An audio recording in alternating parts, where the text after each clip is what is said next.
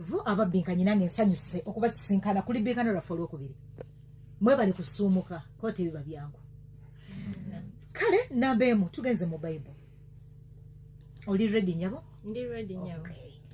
Kitabo ki ekyogera ku kusabira abagenzi oba abafu mu Bible?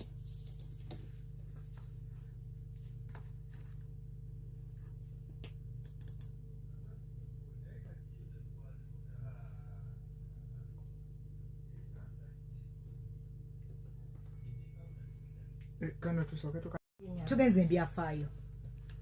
Olukiiko olwayise ennambika ekwata ku masakalamento n'engeri gye gajagulizibwamu mu kereziya lwatuula wampozi.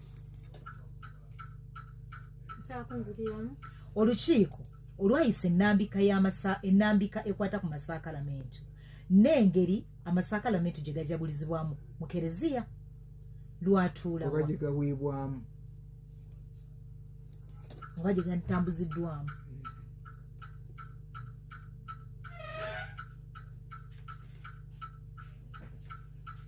Lwatuula Roma. Sekate. Siri togwamu maanyi abasajja si be batiise. Namba emu. Ndoza namba bbiri ddala njagala mwagale. Wabaddewo omukolo gw'okujaguza eyali Ssaabasumba wa Kampala. Wabaddewo omukolo gw'okujjukira eyali Ssaabasumba wa Kampala Dr. Cyprian Kizito Lwanga wiiki ewedde. Omukolo guno gwabaddewo.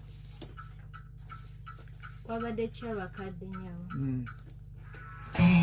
Wali wayise emyaka emeka okuva ku kuttibwa kw'abajulizi bannayuganda bamale balangibwe mu lubu lw'abatuukirivu?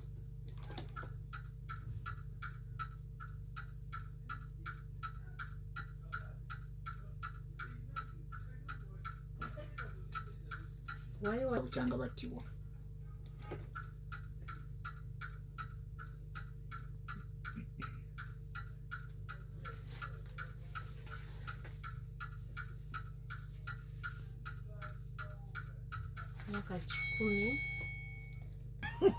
Namba ye yaani oyo atawanyalira namba bbiri. Ebbanga terinayitawo ddene nga kereziya mu Uganda efunye amawulire g'okusibwa kw'omusaserodooti agataagiisa bulungi.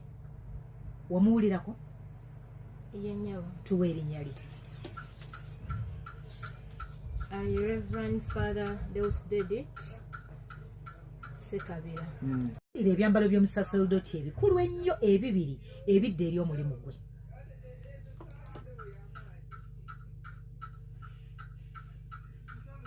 Ebidde eri omulimu gwe.